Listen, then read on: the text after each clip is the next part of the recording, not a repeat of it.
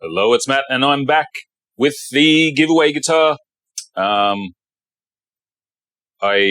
have joked in the past that my camera was on the wrong setting. I think the camera is now on the correct setting for 4K, but a different frame rate. I had a bad time last episode trying to match the frame rates. So hopefully this one's a bit easier. So I might just run with it, and if it's not better, too bad. It doesn't really matter that much, right? You're all important to me. I don't mean that. What I mean is, we're just today. I just want to do two things. Okay, today I want to mask up where I'm going to put the bridge. I'm going to show how I measure that. Hopefully, if this camera's working. And then I'm going to go and drill some holes. And before I drill some holes, I want to check another thing as well. So first off, what I'm going to do is get some tape. And whenever I'm taping anything on a guitar, I use low tack masking tape. That's because I don't want to rip any finish off at all, ever. So I might just put this to size. It is more expensive than normal tape, but I must cringe every time I see somebody using actual, drafting masking tape on a guitar, because that stuff is really sticky. And when you pull it off, you don't want to pull off half your finish as well. You just don't, trust me. So what I'm doing is I'm just putting down a piece of tape, right? Where the old bridge was, because I want to work out where to put this new bridge that I've put somewhere stupid. Here it is. This new bridge is not the same shape as the old bridge, so we're going to have to do some measuring. And what I'm going to do is I'm going to use the existing bridge holes, which I didn't really mark very well, as a reference. So, because this bridge has got 5 holes in it. Maybe I'll have to take a picture. Yeah. And one of them's directly in the center. So I can take that on good faith that is the center line. And I didn't really think about this. I'll just peel it up a bit. So this one is the center. And I'm going to poke my pencil through the existing holes. Okay? So I've got a chance to know where they are or were. And I'm breaking my lead as I do it, because this is a stupid idea. Anyway, then I'll know where the factory drilled these holes. And I can use them. Number one, I want to cover them up with this base plate. So I can see, now I've marked the holes. Actually, I'll do it with a drill bit. I can see this is where they are. And this is what I don't want to see at the end of the day. So, now, with this bridge, I can put up the picture I took last time. With this bridge, there is a center line, and the center line would be the intonation bolt of the third saddle. So we can vaguely line that up with the center line, and vaguely say, that looks to be pretty good. That's not the end of it, right? We can't just do that. I know lots of people are like, yep, well, cool, let's get out the drill, time to go. Don't do that. So I can see that, just eyeballing it, it's covering those holes. It's lining up with the pickguard, which is nice, but that is the least important thing. Don't use a pickguard as a reference point for anything. Because the most important thing about a guitar is that the 12th fret is right in the middle of the scale length. So what I'm going to do, what you're going to bear with me, I'm measuring from the front end of the nut, like the guitar end of the nut, that leading edge, all the way to the middle of the 12th fret. And I know that this is 12 inches because it's this sort of guitar, but I can see on my ruler that's exactly 12 inches. So I know that the scale length is going to be double that, which is 24 inches. And I'm going to check that manually, and I can see that that comes to sort of there on my tape. So that's good. The bridge is going to be in a relatively sensible position. And I do check that. I don't just go, hey, I've heard that whatever is this scale length. Don't trust that. Sometimes it's not quite that. You know, they give you these specs, and you just roll with them, and you go, all Fenders are 25-inch scale, 25 and a half. All Gibsons are 24 and 3/4. Then they're actually not. There is a little bit of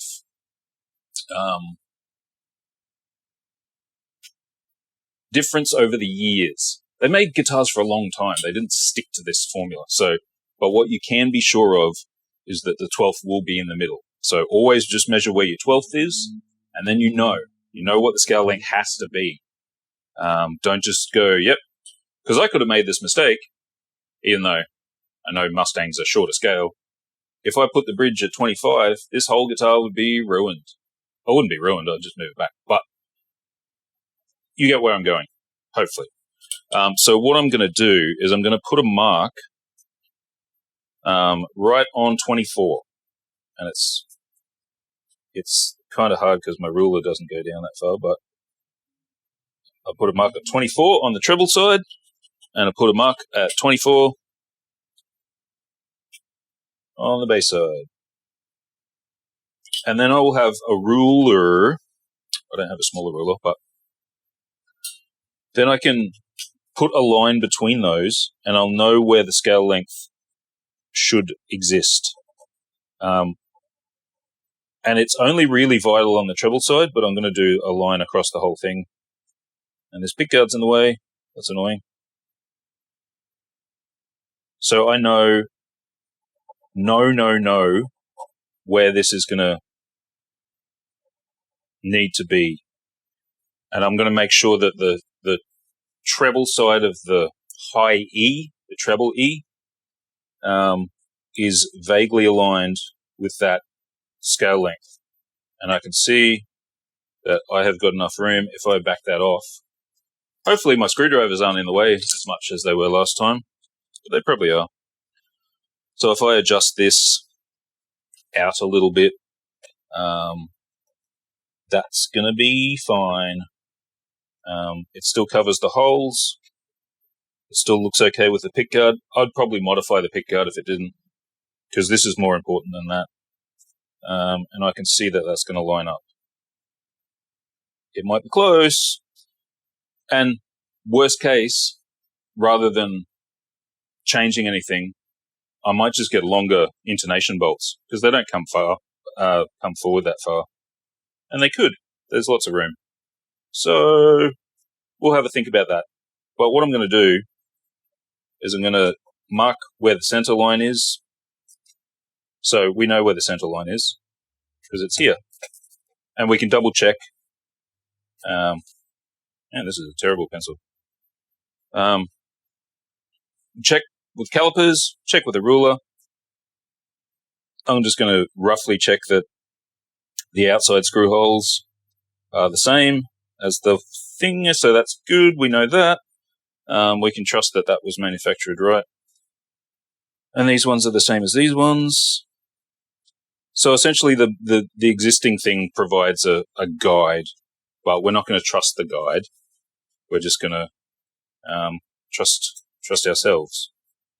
So I should have used a bigger piece of tape, and I should have probably taken this off. But that's all right. We can just do it with an extra piece. So I'm going to redo it in front of you again, because this is one of those things. I just don't want to mess this up. Okay, and we can rush it. We can do it super fast. I could have probably just done it already, but this defeats the purpose of showing you how I'm going to do it. So I'm going to make sure that things on 20, 24. You know that 24 is back here anyway. I'm going to run that line further, just so I can see. And it doesn't. Whoa, damn! doesn't actually have to be that accurate. I just have to know where the scale length is going to be, because I can adjust it later with things. I just want to make sure that we're in that ballpark, and we will be quite easily. Maybe I'll get a longer intonation bolt, and obviously a longer spring, but it's good. We can use that part. The reason why I'm doing this is because if I did these measurements and I found that it didn't fit, I would just get a different bridge. Well, maybe being slightly pig-headed, I would just make it work. But when you are doing this with a different guitar and you go through and you're like, hang on, this doesn't fit, just get a different bridge, you know? Just don't worry about, you paid $50 for this bridge. Just sell it on or put it in your parts pile or whatever. Don't just rush it and go, cool. That'll be fine. I'll just wing it. Because winging it is stupid when it comes to a vital piece of your guitar.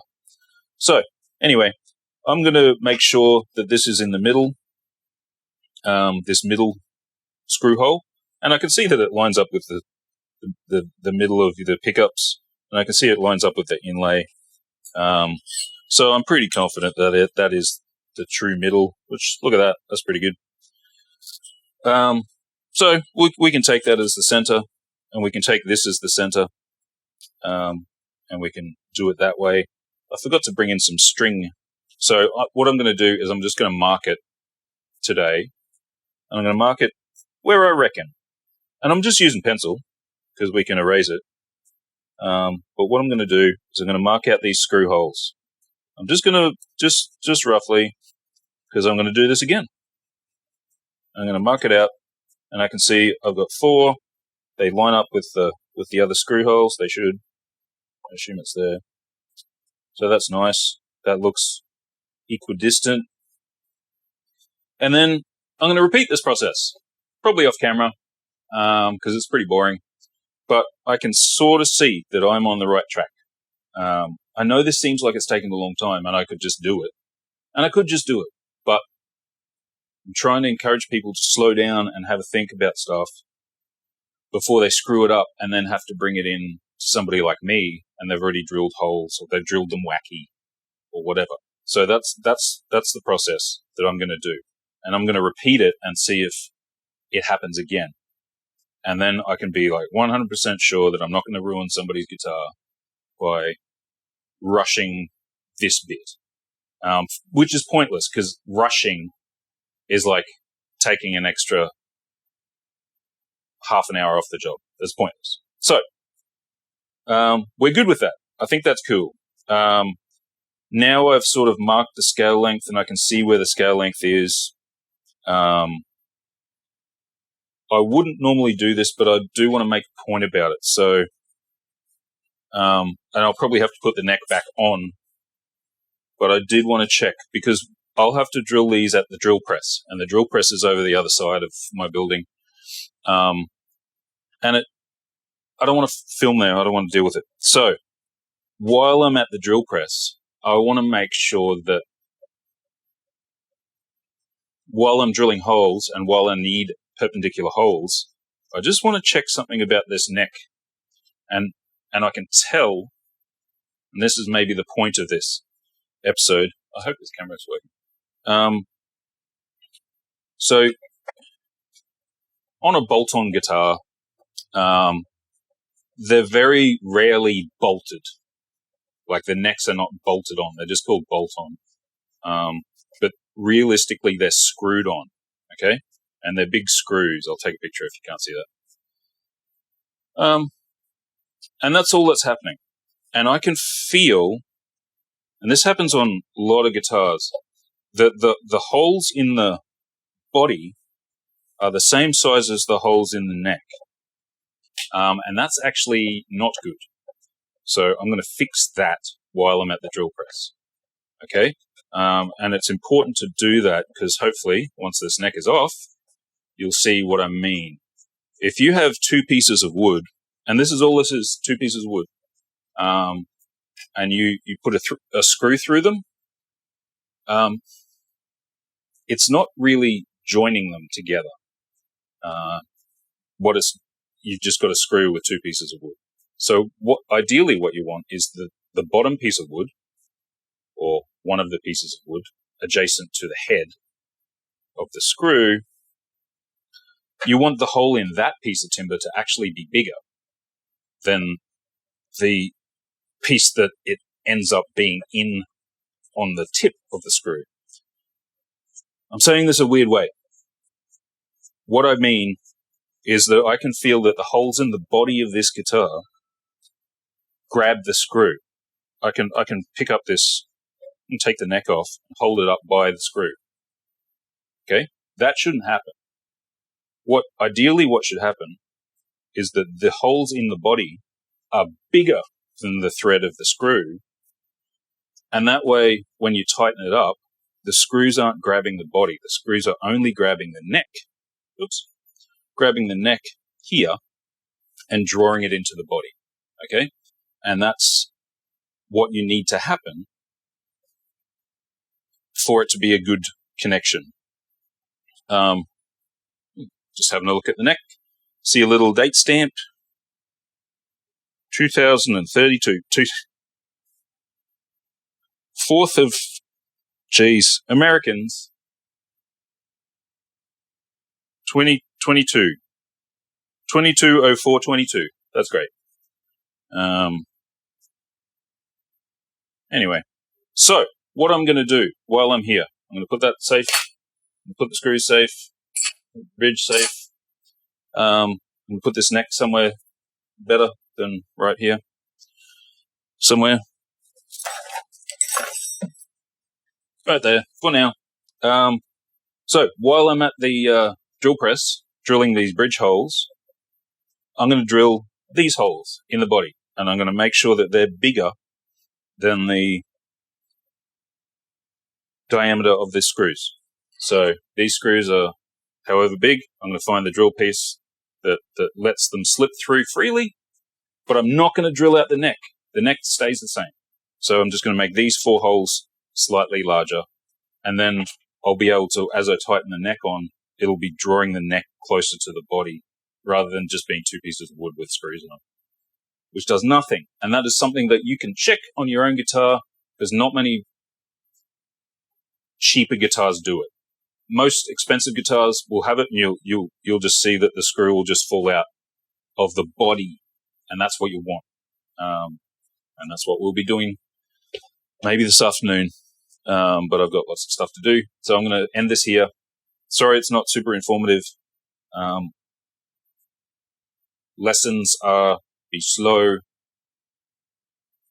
mark it out, and then mark it out again. You know, that there's that thing about marking twice, measure twice, whatever. I don't care about that.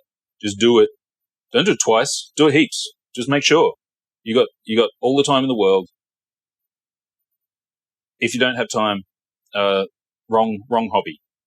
Do something else. Just do this carefully, and then think about what else you might have to do while you're at the tool. Because if I did this and then got to the setup process, oh, my camera. Anyway, if I got right to the end of the setup and then I was like, oh, the hole's in then I'd have to undo everything. Okay, so I'm trying to think of things while I'm at certain tools, what I can do the other thing while I'm there, and it'll take me 5 minutes. It won't take me hours. And then maybe next time I'm going to set up a better camera jig. That's it. Have a great day. Be kind to animals, and I'll see you on the flip side, whatever that means.